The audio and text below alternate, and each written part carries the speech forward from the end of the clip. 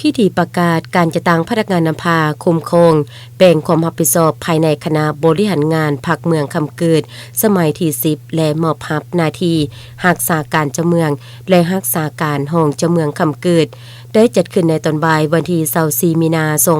2025ที่ห้องประชุมใหญ่ชั้น3ห้องว่าการเมืองคำเกิดโดยการเป็นประธานของทานบุญทรงเพชรเจริญคณะประจำพรรคแขวงหัวหน้าคณะจัดตั้งแขวงมีคณะบริหารงานพรรคเมืองคณะพรรคคณะนำของเมืองตลอดฮอดพนักงานหลักแรงภายในเมืองเข้าร่วม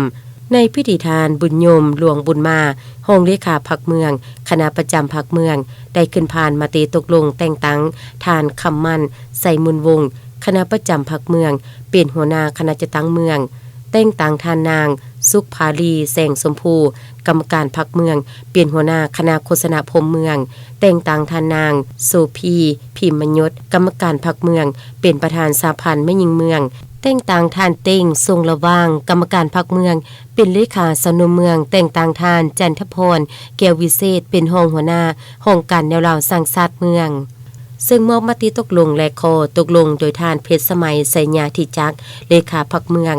ให้บรรดาทานที่ใดรับการแต่งตั้งยกย้ายในครั้งนี้พร้อมทางผ่านมติตกลงของคณะประจำพรรคเมืองว่าด้วยการแบ่งหน้าที่ความรับผิดชอบให้คณะบริหารงานพรรคเมืองและมติตกลงว่าด้วยการแบ่งความรับผิดชอบของบรรดาสหายในกรรมการพรรคเมืองเพื่อสินำเวียกงานพรรคแต่ละคงเขตกรมกองห้องการจากนั้นในพิธีทานแก้วเทวาปัญญานุวงศ์หัวหน้าบริหารองค์การคณะจัดตั้งแขวงได้ขึ้นผ่านมติตกลงเจ้าแขวงบริคำไซฉบับเลขที่158ทับคบซลงวันที่5มีนาคม